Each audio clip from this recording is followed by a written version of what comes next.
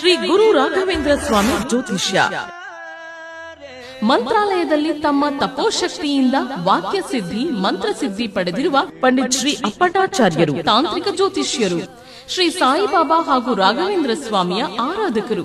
ನಿಮ್ಮ ಸಮಸ್ಯೆಗಳ ಪರಿಹಾರಕ್ಕೆ ಇಲ್ಲಿದೆ ದಿವ್ಯ ಮಾರ್ಗ. ಡಿವೋರ್ಸ್ ಪ್ರಾಬ್ಲಮ್, ಅನಾರೋಗ್ಯ, ಪ್ರೇಮ ವಿಚಾರ, ಸಂತಾನ, ಸಾಲಬಾಧೆ, ಕೋರ್ಟ್ ಕೇಸ್, ವ್ಯಾಪಾರ, ಮಾಟ ಮಂತ್ರ ತಡೆ, ಶತ್ರುಕಾಟ, ಕೌಟುಂಬಿಕ ಕಲಹ, ಇನ್ನೂ ನಿಮ್ಮ ನಿಗೂಢ ಗುಪ್ತ ಸಮಸ್ಯೆಗಳಿಗೆ ಶ್ರೀ ರಾಘವೇಂದ್ರ ಸ್ವಾಮಿಯ ಮೂಲ ಬೃಂದಾವನ ರಹಸ್ಯ ಬಲಿಷ್ಠ ಪೂಜಾ ಶಕ್ತಿಯಿಂದ ಕೆಲವೇ ದಿನಗಳಲ್ಲಿ ಶಾಶ್ವತ ಪರಿಹಾರ ಶತಸಿದ್ಧ.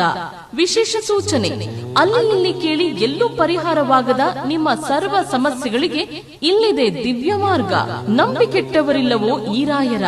ನೀವು ಬಯಸುವ ನೆಮ್ಮದಿಯ ಜೀವನಕ್ಕಾಗಿ ಒಮ್ಮೆ ಸಂಪರ್ಕಿಸಿ ಶ್ರೀ ಗುರು ರಾಘವೇಂದ್ರ ಸ್ವಾಮಿ ಜ್ಯೋತಿಷ್ಯ, ಪಂಡಿತ್ ಶ್ರೀ ಅಪ್ಪಟಾಚಾರ್ಯರು. ಫೋನಿನ ಮೂಲಕ ಪರಿಹಾರ. ಮೊಬೈಲ್ ಸಂಖ್ಯೆ 9008111181. ಓಂ ಶ್ರೀ ಗುರು ರಾಘವೇಂದ್ರಾಯ ನಮಃ. ಎಲ್ರಿಗೂ ನಮಸ್ಕಾರ.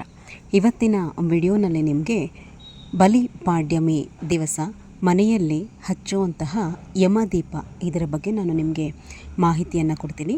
ಈ ಯಮದೀಪವನ್ನು ಯಾವುದೇ ಕಾರಣಕ್ಕೂ ಅಮಾವಾಸ್ಯೆಗಿಂತ ಮುಂಚೆ ಹಚ್ಚಬೇಡಿ. ಅಂದರೆ ಸೋಮವಾರ ನರಕ ಚತುರ್ದಶಿ ಬರುತ್ತೆ, ಮಂಗಳವಾರ ಅಮಾವಾಸ್ಯೆ ಇದೆ, ಬುಧವಾರ ಬಲಿಪಾಡ್ಯಮಿ ಹಬ್ಬ ಬರುವಂತಹದ್ದು. ತಿಳಿಯದೆ ನೀವೇನಾದರೂ ಅಮಾವಾಸ್ಯೆಗಿಂತ ಮೊದಲು ಅಂದರೆ ನರಕ ಚತುರ್ದಶಿ ದಿವಸ ಅಥವಾ ಅಮಾವಾಸ್ಯೆಯ ದಿವಸ ಏನಾದರೂ ಹಚ್ಚುತ್ತಿದ್ದರೆ ತಿಳಿದೆ ಹಚ್ಚಲಿಕ್ಕೆ ಹೋಗಬೇಡಿ. ಇದನ್ನು ಏನಂದರೂ ನೀವು ಬಲಿಪಾಡ್ಯಮಿ ದಿವಸ ಹಚ್ಚಿದ್ರೇ ಫಲ, ಅದಕ್ಕಿಂತ ಮೊದಲು ಹಚ್ಚಿದ್ರೆ ಯಾವುದೇ ಫಲ ಇಲ್ಲ. ಯಮದೀಪ ಅಂದರೆ ಏನು? ಇದು ಯಮದೇವರಿಗೆ ಅರ್ಪಣೆ ಮಾಡುವಂತಹ ದೀಪ. ಯಾರ ಮನೆಯಲ್ಲಿ ಈ ದೀಪವನ್ನು ಹಚ್ಚಿ ಯಮದೇವರಿಗೆ ಅಂದರೆ ಯಮದೇವರನ್ನು ಸ್ಮರಣೆ ಮಾಡಿಕೊಂಡು ಈ ದೀಪವನ್ನು ಅವರಿಗೆ ಬಲಿಪಾಡ್ಯಮಿಯ ದಿವಸ ಅರ್ಪಣೆ ಮಾಡ್ತಾರೋ ಅಂತಹ ಕುಟುಂಬದ ಸದಸ್ಯರಿಗೆ ಯಾವ ಒಂದು ಅಕಾಲ ಮೃತ್ಯುಗಳು ಬರದಲೇ ಇರುವಂತಹದ್ದು, ವಾಹನಗಳ ಅಪಘಾತಗಳು ಸಂಭವಿಸದಲೇ ಇರುವಂತಹ ರೀತಿಯಲ್ಲಿ ಯಮದೇವರು ಆಶೀರ್ವಾದ ಮಾಡ್ತಾರಂತೆ. ಆಮೇಲೆ ಯಾರ ಮನೆಯಲ್ಲಿ ಮುತ್ತೈದೆ ಅಥವಾ ಹೆಣ್ಣು ಮಕ್ಕಳು ಈ ದೀಪವನ್ನು ಹಚ್ತಾರೋ ಅಂತಹವರಿಗೆ ಅಕಾಲ ವೈಧವ್ಯ ಪ್ರಾಪ್ತಿಯಾಗೋದಿಲ್ಲ, ಸುಮಂಗಲಿತನವನ್ನು ಕೊಟ್ಟು ಕಾಪಾಡ್ತಾರೆ ಯಮದೇವರು ಅನ್ನುವಂತಹದ್ದು. ಯಮದೇವರು ಪ್ರತಿ ಮುತ್ತೈದೆಗೆ ಒಂದು ವರವನ್ನು ಕೊಡೋ ರೀತಿ ಇದನ್ನು ಕೊಟ್ಟಿರುವಂಥದ್ದು. ಅಂದರೆ ಯಾರ ಮನೆಯಲ್ಲಿ ಈ ಯಮದೀಪವನ್ನು ಬಲಿಪಾಡ್ಯಮಿಯ ದಿವಸ ಅವರ ಹೆಸರಿನಲ್ಲಿ ಹಚ್ತಾರೆ ಅಂತಹವರಿಗೆ ಮುತ್ತೈದೆ ಭಾಗ್ಯವನ್ನು ಮತ್ತು ಆಕೆಯ ಮಕ್ಕಳಿಗೆ ಆಯಸ್ಸನ್ನು ದಯಪಾಲಿಸ್ತೀನಿ ಅಂತ ಹೇಳಿ ವಾಮನನ ಸ್ವರೂಪವಾದಂತಹ ಭಗವಂತನ ಸಾಕ್ಷಿಯಾಗಿಟ್ಟುಕೊಂಡು ಈ ವರವನ್ನು ಎಲ್ಲ ಹೆಣ್ಣು ಮಕ್ಕಳಿಗೂ ಯಮದೇವರು ದಯಪಾಲಿಸಿದ್ದಾರೆ.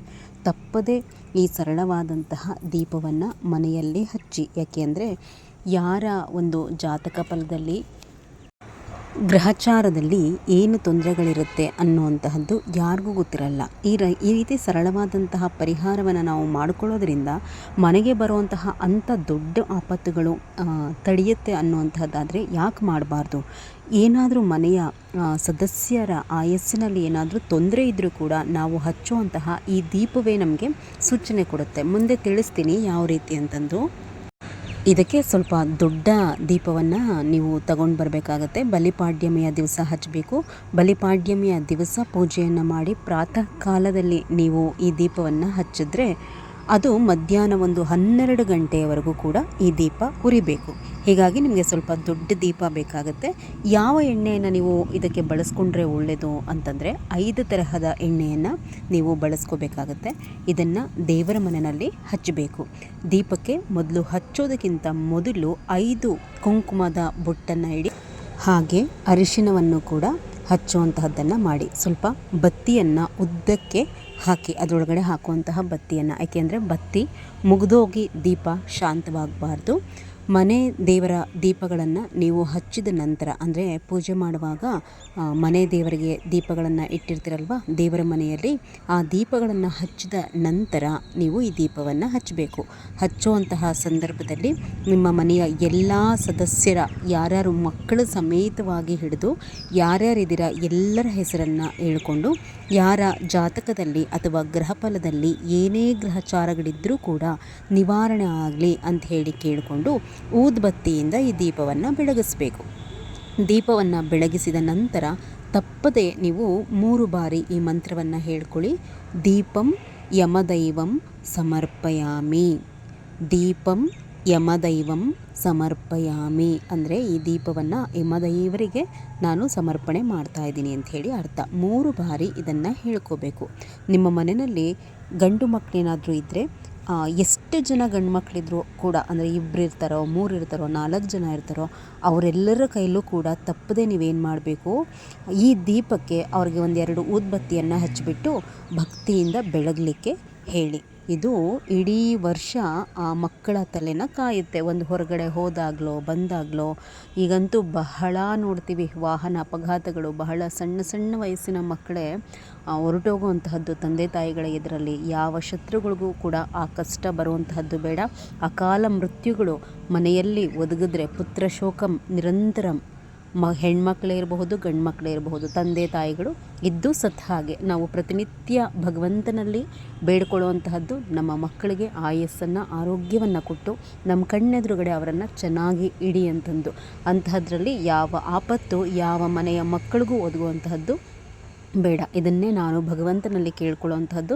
ದಯಮಾಡಿ ಈ ದೀಪವನ್ನು ಹಚ್ಚುವಾಗ ನೀವು ಕೂಡ ಪ್ರಾರ್ಥನೆ ಮಾಡಿ ನಮ್ಮ ಮಕ್ಕಳಿಗೆ ಆಯಸ್ಸು ಆರೋಗ್ಯವನ್ನು ಕೊಟ್ಟು ಎಲ್ಲೇ ಒಂದು ಹೊರಗಡೆ ಹೋದಾಗ ಬಂದಾಗ ಅವರ ಮೇಲೆ ನಿಮ್ಮ ಕೃಪಾ ಕಟಾಕ್ಷ ಆಶೀರ್ವಾದ ಇರಲಿ ಅಂತ ಹೇಳಿ ಭಗವಂತನಲ್ಲಿ ಪ್ರಾರ್ಥನೆ ಮಾಡಿಕೊಂಡು ಯಮದೇವರಲ್ಲೂ ಕೂಡ ಪ್ರಾರ್ಥನೆ ಮಾಡ್ಕೊಳ್ಳಿ.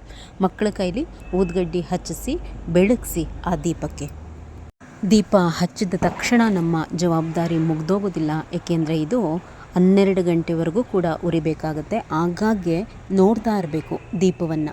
ಎಣ್ಣೆ ಕಡಿಮೆ ಆಗ್ತಾ ಇದೆಯಾ ಅಥವಾ ಬತ್ತಿ ಉರ್ಕೊಂಡು ಹಿಂದೆ ಹೋಗ್ತಾ ಇದೆಯಾ ಎಲ್ಲವನ್ನು ನೋಡಿ ಮೊದಲೇ ಎಣ್ಣೆಯನ್ನು ದೀಪಕ್ಕೆ ಸ್ವಲ್ಪ ಮುಕ್ಕಾಲು ಭಾಗಕ್ಕಿಂತ ಹೆಚ್ಚೇ ಹಾಕಿಬಿಡಿ.